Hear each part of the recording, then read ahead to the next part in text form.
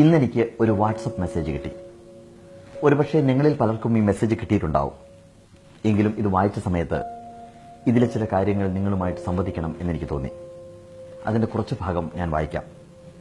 Steve jobs രോഗശയ്യയിൽ കിടക്കുമ്പോൾ എഴുതിയ അവസാനത്തെ വാക്കുകളാണ് ഇത്. ബിസിനസിന്റെ ലോകത്ത് വിജയത്തിന്റെ പരമോന്നതിയിൽ എത്തിച്ചേരാൻ എനിക്ക് സാധിച്ചു. മറ്റൊരാളുടെ നോട്ടത്തിൽ എന്റെ ജീവിതം സമ്പൂർണ്ണ വിജയത്തിന്റെ മകുടോദാഹരണമാണ്. എന്നാൽ തൊഴിൽ സംബന്ധമായത് ഒഴിച്ചു നിർത്തിയാൽ ജീവിതത്തിൽ വളരെ കുറച്ച് സന്തോഷമേ എനിക്കുണ്ടായിട്ടുള്ളൂ. തീർത്തു പറഞ്ഞാൽ ധനം എന്ന ഒരു വസ്തുതയുമായി മാത്രമേ ജീവിതത്തിൽ ഞാൻ ബന്ധപ്പെട്ടിരുന്നുള്ളൂ. ഇനി രോഗശയ്യയിൽ കിടന്ന് എന്റെ കഴിഞ്ഞുപോയ ജീവിതം മുഴുവൻ ഓർത്തെടുക്കുമ്പോൾ ഒരുപാട് അഭിമാനത്തോടെ ഞാൻ നേടിയെടുത്ത അംഗീകാരങ്ങളും കരസ്ഥമാക്കിയ സമ്പത്തും ഈ ആസന്നമായ മരണത്തിന് മുന്നിൽ തിളക്കം കുറഞ്ഞ വെറും അർത്ഥശൂന്യമായ കാര്യങ്ങളായി മാറുന്നത് ഞാൻ തിരിച്ചറിയുന്നു. ആശുപത്രി മുറിയുടെ ഇരുട്ടിൽ തനിച്ചു കിടക്കുമ്പോൾ എന്റെ ജീവൻ നിലനിർത്തുന്ന യന്ത്രങ്ങളിൽ നിന്ന് പ്രസരിക്കുന്ന പച്ച നിറമുള്ള വെളിച്ചവും യന്ത്രങ്ങൾ പ്രവർത്തിക്കുമ്പോഴുണ്ടാകുന്ന പതിഞ്ഞ ശബ്ദവും കേട്ടുകിടക്കുമ്പോൾ ദൈവത്തിന്റെ നിശ്വാസം മരണത്തിന്റെ രൂപം ധരിച്ച് എന്നിലേക്ക് വന്നു ചേരുന്നത് ഞാൻ അറിയുന്നു.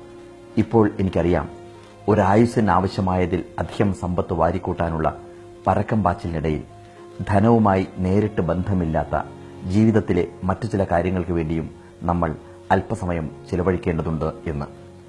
ഭൗതിക നേട്ടങ്ങളെക്കാൾ അധികം പ്രാധാന്യമുള്ളത് അത് ചിലപ്പോൾ സ്നേഹബന്ധങ്ങളാവാം, ചിലപ്പോൾ കലയാവാം, ചിലപ്പോൾ യൗവനത്തിൽ നിങ്ങൾ തന്നെ കണ്ട സ്വപ്നങ്ങളാകാം. ഇങ്ങനെ രോഗശയ്യയിൽ കിടക്കുന്ന സമയത്ത് അവസാനമായി അദ്ദേഹം ചിന്തിക്കുന്ന ഒരുപാട് കാര്യങ്ങൾ അദ്ദേഹം എഴുതിവെക്കുന്നു. ഏറ്റവും അവസാനം ഈ കത്ത് അദ്ദേഹം അവസാനിപ്പിക്കുന്നത് ഇങ്ങനെയാണ്: നമ്മൾ ഈ സമയം ജീവിതത്തിന്റെ ഏത് ഘട്ടത്തിലായാലും സമയത്തോടൊപ്പം ജീവിതത്തിൽ തിരശ്ശീല വീഴുന്ന ഒരു ദിവസം നമുക്ക് അഭിമുഖീകരിക്കേണ്ടി വരും. നിങ്ങളുടെ കുടുംബത്തിന് വേണ്ടിയും പങ്കാളിക്ക് വേണ്ടിയും സുഹൃത്തുക്കൾക്ക് വേണ്ടിയും നിങ്ങൾ കണ്ടെത്തേണ്ട നിധിയാണ് സ്നേഹം. ഇത് ഞാൻ വായിച്ച് അവസാനിപ്പിക്കുമ്പോൾ എന്റെ കൂട്ടുകാരോട് പറയാനുള്ളത്, നമ്മളെല്ലാം മരണത്തെ മറന്ന് ജീവിക്കുന്നവരാണ്. മരണം നമ്മുടെ മുമ്പിലുണ്ട് എന്നുള്ള കാര്യം നമ്മൾ പലപ്പോഴും മറക്കുന്നു.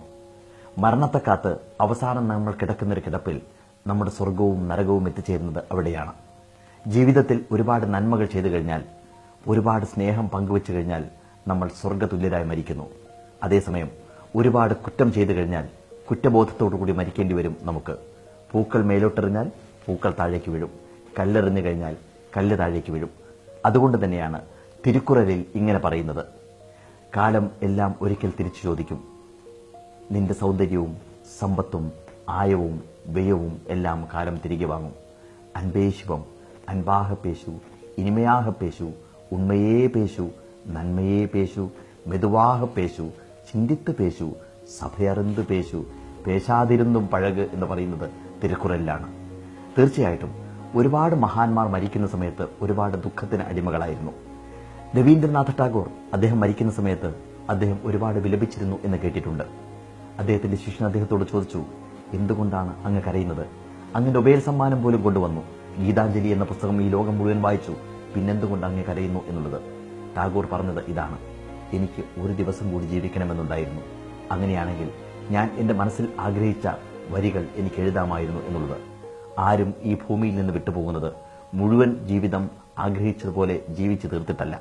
അതുപോലെ ഒരുപാട് ആളുകൾ, ആൽബർട്ട് ഐൻസ്റ്റീൻ E=mc² അദ്ദേഹം കണ്ടുപിടിച്ചു. അദ്ദേഹം മരിക്കുന്ന സമയത്ത് ആരോ അദ്ദേഹത്തോട് ചോദിച്ചു, നിങ്ങൾ ഇനിയൊരു ജന്മമുണ്ടെങ്കിൽ കണ്ടുപിടിച്ചതിന്റെ ബാക്കി കാര്യങ്ങൾ കണ്ടുപിടിക്കുമോ എന്നുള്ളത്. ഐൻസ്റ്റീൻ പറഞ്ഞു, ഇനിയുള്ള ജന്മത്തിൽ ഒരു തൂപ്പുകാരനായിട്ട് ജനിച്ചു കഴിഞ്ഞാൽ പോലും എനിക്കൊരു സയന്റിസ്റ്റ് ആകേണ്ടതില്ല. കാരണം ഞാൻ എന്തിനു വേണ്ടി അത് കണ്ടുപിടിച്ചുവോ അതിനു വേണ്ടിയല്ല അത് ഉപയോഗിച്ചത്. ഹിരോഷിമയിലും നാഗസാക്കിയിലും ലക്ഷങ്ങൾ മരിച്ചു വീണത് എന്റെ കണ്ടുപിടുത്തത്തിന് തുടർച്ചയായിരുന്നു. അദ്ദേഹവും കരഞ്ഞു. അതിലപ്പുറം അലക്സാണ്ടർ ദി ഗ്രേറ്റ് എന്ന് പറയുന്ന മഹാനെക്കുറിച്ച് നിങ്ങൾ കേട്ടിട്ടുണ്ടാവും. അലക്സാണ്ടറിന്റെ സ്വപ്നം ഓരോ രാജ്യങ്ങൾ വെട്ടിപ്പിടിക്കുക എന്നുള്ളതായിരുന്നു. ഒരു രാജ്യം, അത് കഴിഞ്ഞാൽ അടുത്ത രാജ്യം. രാജ്യങ്ങൾ വെട്ടിപ്പിടിച്ച് മുന്നേറി അലക്സാണ്ടർ ചക്രവർത്തി. അദ്ദേഹത്തിന്റെ അമ്മയ്ക്ക് അദ്ദേഹത്തെ കാണണമെങ്കിൽ കൊട്ടാരത്തിലേക്ക് 24 മണിക്കൂർ കുതിരപ്പുറത്ത് യാത്ര ചെയ്ത് വരണമായിരുന്നു.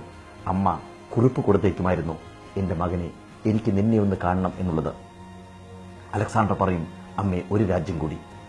ഓരോ കത്തിനും അദ്ദേഹം പുറത്തെഴുതി കൊടുക്കും, അമ്മേ, ഒരു രാജ്യം കൂടി. രാജ്യങ്ങൾ വെട്ടിപ്പിടിച്ച് മുന്നേറി അലക്സാണ്ടർ ചക്രവർത്തി. അദ്ദേഹം നമ്മുടെ ഭാരതത്തിലും വന്നു. ഇവിടുന്ന് തിരിച്ചു പോകുന്ന സമയത്താണ് അദ്ദേഹത്തിന് മാരകമായ രോഗം ബാധിച്ചത്.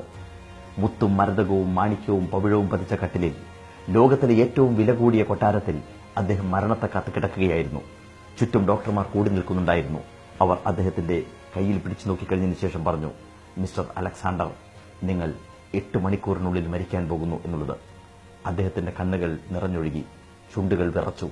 അദ്ദേഹം ചോദിച്ചു, ഞാൻ എന്ത് വേണമെങ്കിലും നിങ്ങൾക്ക് തരാം. ഞാൻ കിടക്കുന്ന ഈ കട്ടിൽ തരാം, ഞാൻ കിടക്കുന്ന കൊട്ടാരം തരാൻ, ഞാൻ പിടിച്ചടക്കിയ രാജ്യങ്ങൾ മുഴുവൻ ഞാൻ നിങ്ങൾക്ക് തരാം. ഒരൊറ്റ അഭ്യർത്ഥന മാത്രം. എന്റെ അമ്മ അവിടുന്ന് പുറപ്പെട്ടിട്ടുണ്ട്. എന്റെ അമ്മയെ ഒരു നോക്ക് എനിക്ക് കാണണം. അതുകൊണ്ട് എന്റെ മരണം 24 മണിക്കൂർ നേരത്തേക്ക് ഇത് നീട്ടിവെക്കാൻ സാധിക്കുമോ എന്ന് അദ്ദേഹം ചോദിച്ചു. ഡോക്ടർമാർ പറഞ്ഞു, ഞങ്ങൾ ദൈവങ്ങളല്ല, ഞങ്ങൾക്കൊന്നും സാധിക്കില്ല എന്നുള്ളത്. അദ്ദേഹം അവസാനം പറഞ്ഞത് എന്താണെന്നറിയാമോ? എല്ലാം വെറുതെയായിരുന്നു, എല്ലാം വെറുതെയായിരുന്നു. അദ്ദേഹത്തിന്റെ അംഗരക്ഷകരെ വിളിച്ചു കഴിഞ്ഞതിന് ശേഷം അദ്ദേഹം പറഞ്ഞു, എന്റെ ശവമഞ്ചൽ കൊണ്ടുപോകുന്ന സമയത്ത് 2 കൈകളും പുറത്തേക്ക് തൂങ്ങിക്കിടക്കട്ടെ എന്ന്. അവർ ചോദിച്ചു, അതിന്റെ സാങ്കത്യം എന്താണ്? അലക്സാണ്ടർ പറഞ്ഞു, അതിന് സാങ്കത്യമുണ്ട്. ഈ ലോകം മുഴുവൻ പിടിച്ചടക്കാൻ വേണ്ടി ശ്രമിച്ച അലക്സാണ്ടർ ചക്രവർത്തി പോലും മരിച്ചു പോകുന്നത് ഒഴിഞ്ഞ കൈകളോടുകൂടിയാണെന്നുള്ളത് ഇനിയുള്ള തലമുറയെങ്കിലും കണ്ടു പഠിക്കട്ടെ എന്നുള്ളത്. പക്ഷേ നമ്മൾ പഠിച്ചില്ല. നമ്മൾ മരണത്തെക്കുറിച്ച് ഓർക്കാറില്ല. പലപ്പോഴും നമ്മൾ പണം സമ്പാദിക്കാൻ വേണ്ടി മറ്റുള്ളവരോട് ശത്രുതയുണ്ടാക്കുന്നു. സ്നേഹം ഇല്ലാതെ നമ്മൾ ജീവിക്കുന്നു.